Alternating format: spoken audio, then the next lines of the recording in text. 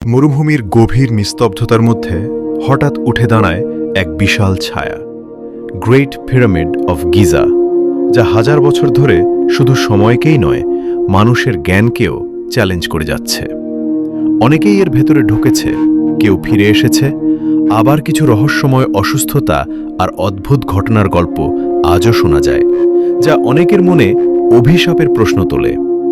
আর এই রহস্যের সূত্র খুঁজতে গেলে আমাদের ফিরতে হয় প্রাচীন মিশরে, যেখানে ফেরাওরা ছিল শুধু রাজা নয়, দেবতার প্রতিনিধি, বিশেষ করে খুফু, যার জন্যই তৈরি হয় এই বিশাল পিরামিড।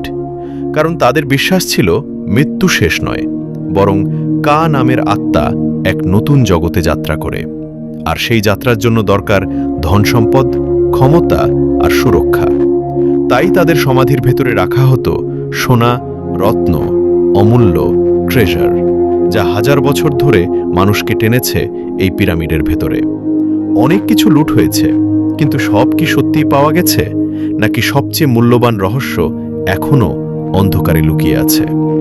এই ট্রেজারের সাথে জড়িয়ে আছে মমির রহস্য, যেখানে শুধু দেহ সংরক্ষণ নয়, আত্মাকে রক্ষা করার বিশ্বাস কাজ করত। আর কিছু প্রাচীন কাহিনী বলে, যদি কেউ এই সমাধি ডিস্টার্ব করে, তবে নেমে আসে কার্স অব দ্য ফারাও। যদিও বিজ্ঞানীরা এটাকে ব্যাকটেরিয়া বা টক্সিক গ্যাস দিয়ে ব্যাখ্যা করেন, তবুও সব প্রশ্নের উত্তর যেন এখনও মেলেনি। আর এখানেই রহস্য আরও গভীর হয়, যখন আমরা দেখি পিরামিডের গঠন, পাই, গোল্ডেন রেশিও, সবকিছু যেন নিখুঁতভাবে মিলে যায়। এমনকি এর দিক নির্দেশনাও পৃথিবীর চারদিকের সাথে প্রায় সম্পূর্ণ সঠিক, যা আজকের প্রযুক্তিকেও অবাক করে। তখন প্রশ্ন ওঠে, এত অ্যাডভান্সড জ্ঞান তারা পেল কোথা থেকে? এই প্রশ্নের উত্তর খুঁজতে গিয়ে দেখা যায় পিরামিডের ভেতরের সরু শাফটগুলো নির্দেশ করছে আকাশের দিকে, বিশেষ করে ওরায়ন বেল্ট, যাকে তারা দেবতা ওসাইরিসের প্রতীক মনে করত এবং বিশ্বাস করত ফেরাওদের আত্মা ওই তারার সাথে মিলিত হয়ে অমর হয়ে যায়। কিন্তু এখানেই শেষ নয়। কিছু মানুষ মনে করে এত নিখুঁত নির্মাণ সেই সময়ের মানুষের পক্ষে সম্ভব ছিল না। তাই হয়তো ভিনগ্রহীদের কোনো ভূমিকা ছিল। যদিও এর কোনো প্রমাণ নেই, তবুও এই তত্ত্ব আজও টিকে আছে।